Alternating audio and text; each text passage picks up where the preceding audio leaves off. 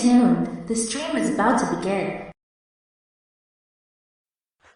All right, my right at Ivy Right friends. So, in this activity, I, in a way, am reverse engineering how I typically go about teaching vocabulary. And here's the reason why.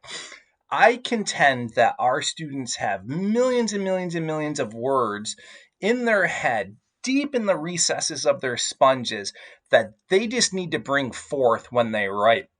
I think just by virtue of being alive 15, 16, 17 years, they have sponged a ton of words, but they don't slow down enough when they write. In other words, they don't exercise the pause.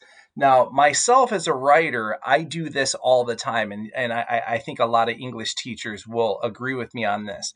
I'll be writing, and then all of a sudden I pause and I put my hands up around my ears and I'm like, what's the word? What's the word? And then usually something downloads. I call that tier two retrieval. And by tier two vocabulary, I'm just simply referring to your average run of the mill SAT level caliber words.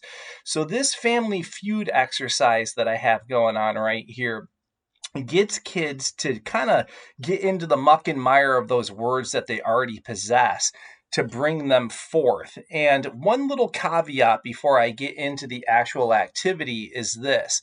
I always tell my students that the words they bring forth have to fit the frame of their mouth. Sometimes I have students, especially early in the academic year, that espouse the following idea. If I use $1 million words, somehow, some way, I'm doing good writing. It's like, no. You don't want to sound contrived. You don't want to sound pretentious. You don't want to sound pedantic.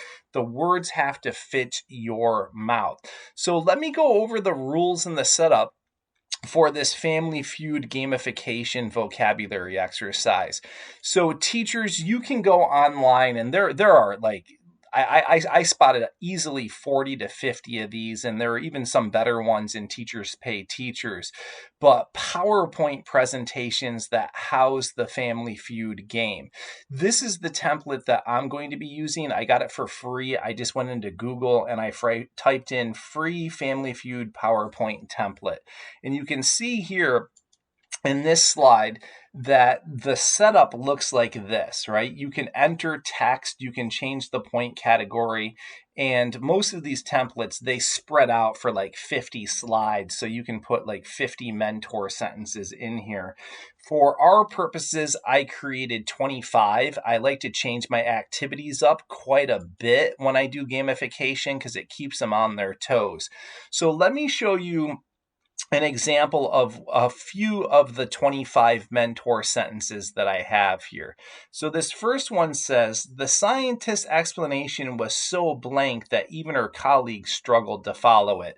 So what I'll do is I'll split the class into two, and I'll call up one family member from team one and one family member from team two. And I have a table set up in the middle of my room and two of those target buttons. You know, you've seen the black frame with the red button. You press it and it says some quirky little thing. So the team that slaps that button first will have the first guess. And ultimately, I want them to retrieve a tier two level vocabulary word. So the scientist's explanation was so blank that even her colleagues struggled to follow it. So look at what I have next, right? I have some slides here, some words and synonyms. Ultimately, I want them to go for words like convoluted. So maybe even something like cryptic, enigmatic, obscure, some upper level words. So what I do is I print this slide deck out, right? And on my screen, I project the sentence and just have them guess at it. And I consult my game card here with the words and their approximations. And then I just award points on the board. And I don't type the words into the board because usually students come up with some real bangers that I didn't even think about. And I just sort of impromptu, extemporaneously award points and keep it kind of silly and loose like that. You don't need to be too exacting with it. Here's number two. Despite his calm tone, her words carried a blank criticism of my decision. And you can get into things like veiled, right? I think is probably the best word for that. So any synonyms, any approximations of that, tier 2, award them points, talk them through it, and guide them through it. So I don't require my students to keep any journals or anything during this exercise. You can if you want to. I just think hearing a bunch of tier 2 level words in context and seeing it adds to their sponge. It adds to their repertoire. So I'll show you just a few more here. Here's number 3. The judge was praised for her blank approach, treating each case without bias. So you can get into words like impartial, objective, fair, neutral, equal, and just rock and roll that way. Here's number 4. Her speech was so blank that the audience remained captivated for over an hour, like eloquent, smooth, nice, expressive, clear. And you can see my synonyms are basic, and I want the kids to go above and beyond that. So words closer to eloquent would be appropriate here. So I'll just slide through this real quick, and you can see that I have 25 mentor sentences, and beneath each blank phrase are some words that I'm looking for, and they're words that run akin to it. So that's the whole exercise. That's all 25 of them. And I do this in my vocabulary, my word study academy, every so often when I feel like we need to spice things up a little bit.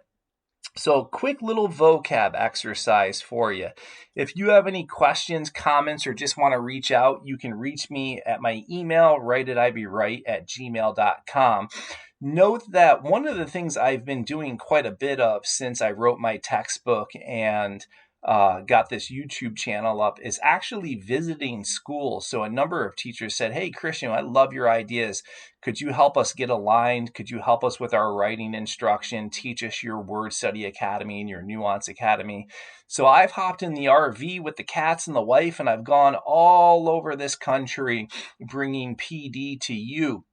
So if that's something you'd be interested in doing, drop me an email and we can talk about your specific needs and whatnot. So I've trained individual teachers, a couple of teachers, whole departments, even involve some of the middle schoolers every now and then. So if that's something you would like to discuss, writeitibwrite@gmail.com. All right, I'm out of here. That's it for this one. Take care.